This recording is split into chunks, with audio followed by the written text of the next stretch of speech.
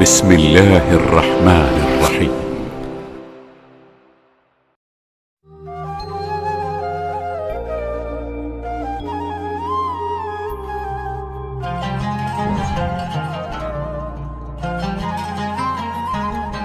Assalamualaikum warahmatullahi ta'ala wabarakatuh. Alhamdulillahilladzi bini'matihi tatimmus salihat wa tanzilu rahmat wa bidzikril habibihi tunalu bihi syafa'ah yaumal qiyamah. Asyhadu an la ilaha illallah, asyhadu anna Muhammadar Rasulullah. Allahumma salli wa sallim wa karrim wa majjid wa azim ala sayyidina Muhammad wa ala alihi wa sahbihi wa sallim ajma'in, amma ba'd. Alhamdulillah, para pemirsa Medik TV dimanapun Anda berada, alhamdulillah nikmat dan karunia yang Allah berikan kepada kita. Hari ini kita masih bisa masuk di dalam madrasah Ramadan, madrasah yang dapat mendidik hati kita, mendidik diri kita, mendidik nafsu kita, agar kita menjadi orang-orang yang sukses sebagaimana yang dikatakan dan diisyarahkan baginda Nabi Muhammad SAW, kayaumin waladathu ummuh. Seorang yang setelah sukses di madrasah Ramadan, maka mereka seperti bayi yang baru lahir daripada perut ibunya. Alhamdulillah, nikmah yang begitu luar biasa yang kita rasakan pada saat ini, masih dalam naungan Allah, masih dalam panjang umurnya kita untuk taat ibadah kepada Allah, tak lepas daripada nikmat yang Allah berikan kepada kita. Salawat serta salam teruntuk kepada Nabi Muhammad SAW, karena berkatnya lah Ramadan dikhususkan untuk umatnya Nabi Muhammad SAW. Karena berkat perjuangannya Nabi Muhammad SAW, kita bisa terdidik di dalam pesantren Ramadan, madrasah Ramadan, karena berkah perjuangannya baginda Nabi Muhammad SAW. Maka layak dan pantaslah sebab kita bisa hadir di dalam Ramadan ini adalah berkat daripada baginda Nabi Muhammad SAW. Selawat terindah, salam yang terkira banyaknya kita haturkan kehadirat Rasulullah SAW. Para pemirsa Medik TV dimanapun Anda berada, Ramadan mendidik di dalam hal nafsu kita. Suatu cerita yang diriwayatkan oleh para sahabat, Rasulullah SAW pernah mengutarakan sebuah hadis yang membuat para sahabat tercengang dan terheran-heran. Hadis apa? Yang dikatakan oleh Rasulullah SAW, setelah peperangan Badar yang begitu luar biasa, para sahabat pada waktu itu merasa kelelahan, keletihan, karena ketika mereka berperang, mereka dalam keadaan berpuasa.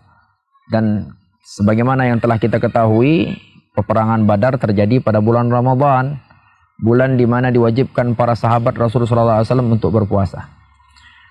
Setelah itu Rasulullah SAW di perjalanan dari Badar, Ma'rakal Badar menuju ke Madinah, Rasulullah SAW mengatakan sebuah hadis, raja'na min jihadil asghar ila jihadil akbar. Kata Rasulullah SAW, sekarang kita baru pulang dari jihad yang kecil menuju jihad yang besar. Para sahabat pada waktu itu terheran-heran, ya Rasulullah, Abadrun jihadil asghar ya Rasulullah, apakah Badar ini jihad yang kecil wahai Rasul? Kami melawan ayah-ayah kami melawan anak-anak kami melawan keponakan-keponakan kami, bahkan paman-paman kami yang ikut hadir di peperangan tersebut, kami dituntut untuk memerangi mereka. Banyak sekali sanak famili kami yang mungkin terbunuh di dalam peperangan Badar. Rasulullah SAW berkata, ya jihad yang kecil itu, Badar itu jihad yang kecil. Jihad apa yang besar? Jihadun nafas, kata Rasulullah. Jihad yang besar itu adalah jihad melawan hawa nafsu. Maka ketahuilah para pemirsa Medik TV, nafsu itu terbagi menjadi 4. Sebagaimana yang telah kita ketahui ketika talaah di dalam Al-Quran, ada namanya nafsul mutmainnah, nafsu yang tenang. Kenapa? Seseorang yang tenang bisa melewati nafsu tersebut, akan mendapatkan apa yang telah dikatakan oleh Allah, ya ayyatuhan nafsul mutmainnah irji'i ila rabbiki radiyatan mardiyah fadkhuli fi ibadi wadkhuli jannati. Orang-orang yang mendapatkan nafsul mardiyah yang diridhoi oleh Allah, nafsul mutmainnah, yaitu orang-orang yang tenang di dalam nafsunya, dapat mengendalikan hawa nafsunya, dan mereka adalah orang-orang yang sukses di dalam madrasah-madrasah Ramadan yang mungkin mereka alami dengan menjaga hawa nafsu yang sangat besar. Lalu nafsu yang kedua, sebagaimana yang telah kami ketahui di dalam beberapa kitab, nafsu yang kedua adalah nafsu salimah, nafsu yang selamat. Siapa itu? Apa yang dimaksudkan dengan nafsu yang selamat? Nafsu yang selamat itu adalah nafsu yang hampir terjerumus di dalam jurang kesesatan. Nafsu yang hampir terjerumus di dalam jurang-jurang hawa nafsu yang harus mereka ikuti, tapi Allah selamatkan nafsu tersebut dan menjadi jiwa-jiwa yang diselamatkan oleh Allah.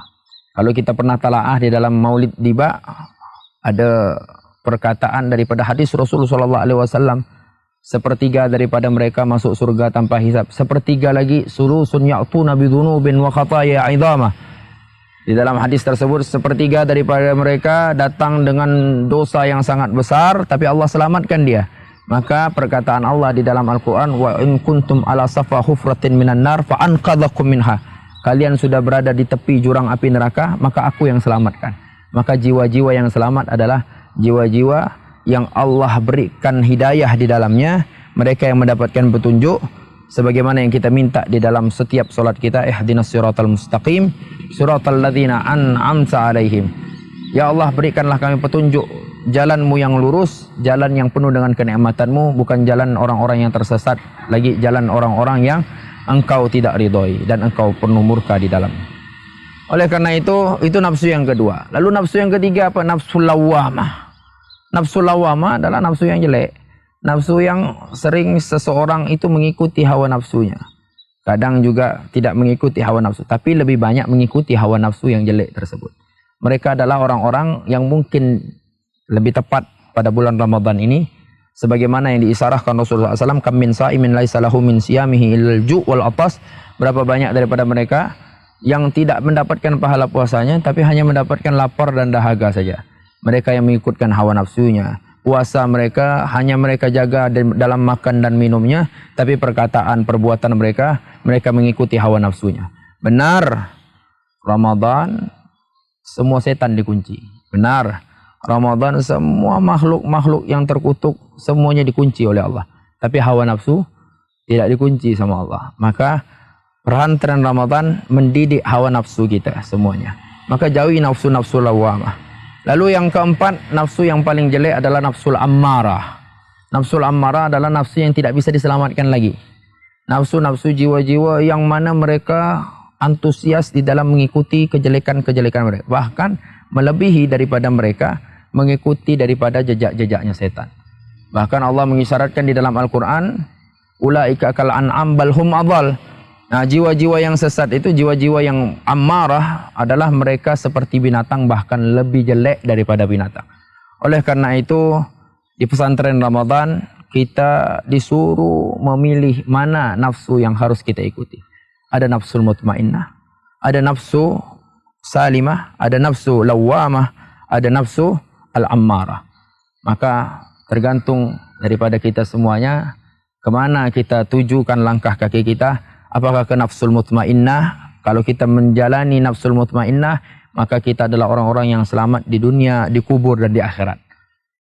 Apabila kita memilih dari nafsu lawamah dan nafsu ammarah, maka kita adalah orang-orang yang tak selamat. Mungkin di dunia kita mendapatkan celaka daripada Allah, di dalam kubur kita mendapatkan siksa, di akhirat kita mendapatkan azab. Na'udzubillah summa na'udzubillah min dzalik.